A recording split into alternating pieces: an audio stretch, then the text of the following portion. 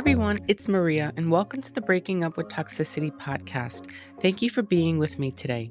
Each week, I will connect with people as they share relatable life experiences. We will talk about and at times challenge reoccurring unhealthy and toxic patterns that keep you from the changes you want to see as you break these unhealthy cycles. So let's get started and see where this show will take us today. Be sure to listen and don't forget to follow so that you never miss an episode. Hi, everyone, and welcome back to Breaking Up With Toxicity. And I'm Maria Shkreli, a licensed mental health therapist and your host.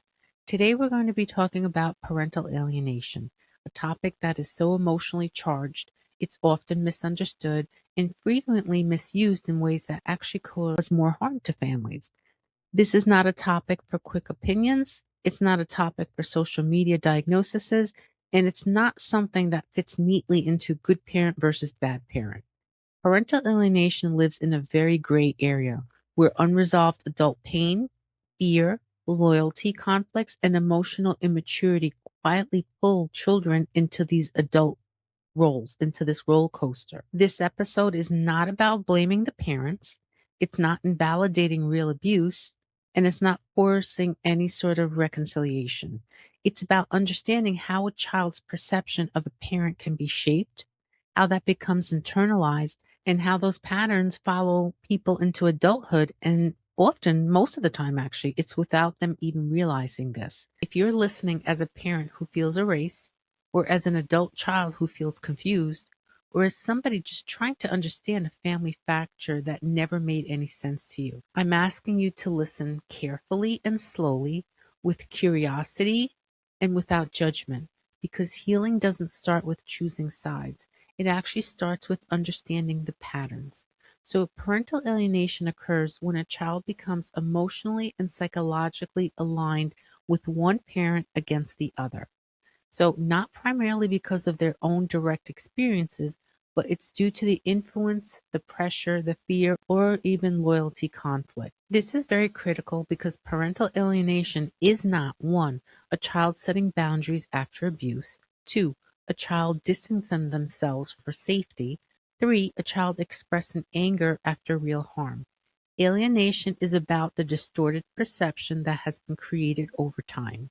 So what you'll often see is sudden rejection with no proportional explanation, extreme black and white thinking, language that sounds very adult, rehearsed, or even moralized, and it's the lack of ambiance. So they were always terrible, a complete cutoff without any grief. So children naturally feel conflicted about the parents. When that confliction disappears, though, something else is happening. So alienation does not usually begin intentionally. It actually begins emotionally. So an example, this is the subtle beginning. Somebody's a young child. Let's take like a 7-year-old. A 7-year-old hears, I guess your dad just doesn't care enough to show up. Or I don't want to say anything bad. I'm just being honest with you. This child isn't told to hate. They're taught to interpret. So over time, what happens is that the child starts to scan like for different evidence that confirms the story that's being told. So example number 2, let's take the child who has loyalty pressures, like a preteen, a kid that's a little bit older. A child notices that when they talk about enjoying time with the other parent, one parent starts to become quiet. They say, maybe they even withdraw. They become sad or even become irritable. Nothing is actually being said, but everything is felt by that child. So what that child learns is my happiness costs somebody else's pain. So they stop sharing, then they stop going, and then they stop wanting to do it. Now we move on to teen alienation. So this is when a teenager says, I don't want to go see them anymore. They're just too toxic. But when they're asked for specifics, the reasons are so vague, they're global, or even sometimes absolute. Teen language often mirrors adult emotional language because it was borrowed. Doesn't necessarily mean it came from that teen. So alienation usually comes from unregulated emotional pain. And what this is about and what it includes, fear of abandonment, identity loss after the divorce, let's say unresolved betrayal, shame, powerlessness. So parents may believe, I'm just protecting my child, right? They deserve to know the truth. I'm only the stable one in the family. But here's the clinical truth though. Children cannot metabolize adult pain without distorting themselves. Here are some of the parents who alienate. First one is the emotionally enmeshed parent. And what this means is this is a parent who shares the financial stress, the relationship pain, and legal conflict with the child. This child becomes the emotional anchor for the parent. So the alienation starts to look like you're the only one who understands. They hurt us. We've always been a team. So what happens is the child rejects the other parent to protect that bond. The second one is the trauma driven. This is a fear based parent. An example of this is, let's say, a parent who was emotionally abandoned interprets neutral behavior as danger.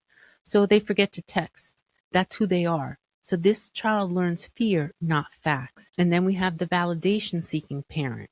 An example of this is the child who hears repeated stories of sacrifice and victimhood from a parent. This child becomes the witness and the jury. So disagreements always will feel disloyal to this child. And then we have the control orientated parent. An example of this is missed visitations, right? Sudden schedule changes or even legal threats. And there's a narrative control here. So this child aligns with power to stay safe. And then we have the last one, the parent who can't separate adult pain from the child. An example of this is a parent who cries after an exchange, collapses emotionally, or asks the child, how do you still love them after what they did to me? So what happens here is that this child carries that adult pain and drops the other parent in order to survive. So why do parents alienate? What actually happened to them? Alienation rarely comes from cruelty. It actually comes from unresolved wounds, their own wounds. Most parents who alienate are not thinking, I want to actually hurt my child. They don't wake up to do this. They're thinking, I can't survive this pain. I can't survive what's happened to me. Some of the reasons this happens is unresolved attachment trauma for that parent.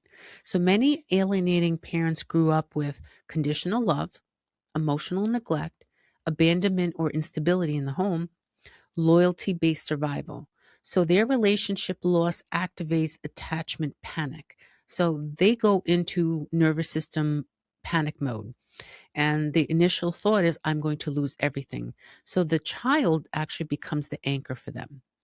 The second reason is fear of abandonment and replacement.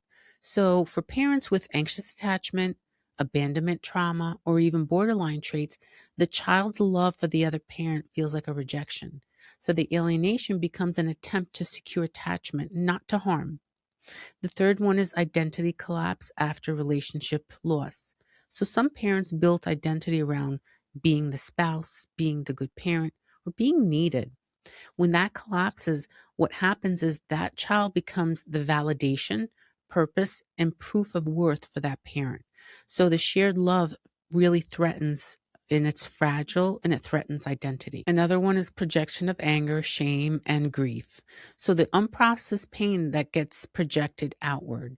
So the other parent becomes the villain, the danger, the explanation for all the suffering, and then the child absorbs the story because it organizes all this chaos that has occurred. Another reason is poor emotional boundaries. So some parents never learn to self regulate, separate their feelings from their behavior, or tolerate discomfort. So they rely on the child emotionally. This is dependence. This is not parenting. And then the last one is personal vulnerabilities. This is not a diagnosis, by the way. Alienation is more likely with black and white thinking individuals, individuals who are emotionally reactive, low distress tolerance, and have fear based control. So, understanding this does not excuse it. Trauma explains the behavior and it does not justify the harm, though. So, alienation happens when a parent chooses emotional survival over emotional responsibility, to say this to their child. Alienation is not about blame. It's about responsibility. Children should never have to choose between attachment and safety.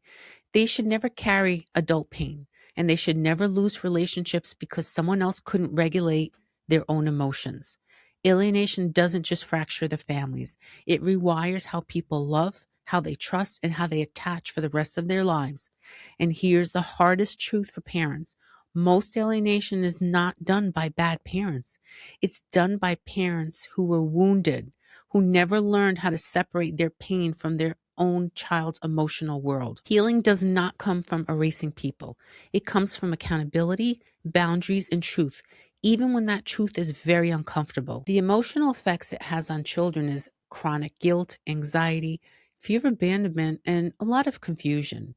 Remember that children are half of each parent. So when one parent rejects another, what happens is that kids reject a part of themselves. And this leads to shame, low self worth, and identity confusion.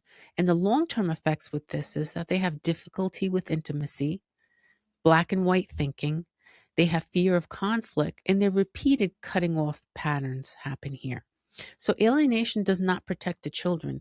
It actually really interrupts their own development. And the effects that it has in adult children is that adult children will struggle with internal conflict. They experience delayed grief. They feel emotional numbness and even rage, and they avoid repair.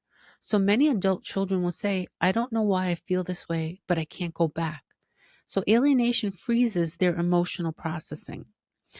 Why parents must work not to do this? Well, even every well intentioned parent alienates to an extent. Parents alienate when they use children for emotional support, overshare adult pain, seek validation from their own children, and they cannot tolerate the shared love. Why this is wrong is because your children are not your caretakers, period. They are not your caretakers, not a 10-year-old, not even a 20-year-old or a 30-year-old. They deserve full access to identity. They are not responsible for the adult wounds. You are.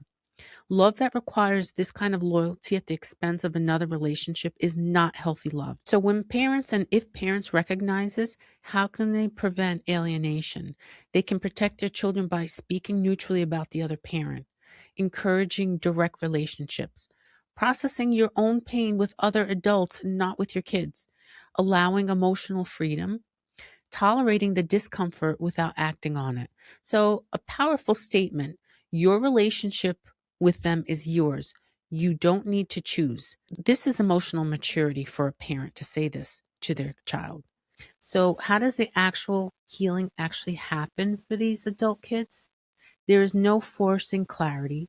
So the healing does require emotional regulation, some time, safety, therapy, and the permission to actually hold two truths. And for the parents, it's to stop explaining, start regulating, and be consistent, not reactive. For adult children, curiosity is not betrayal.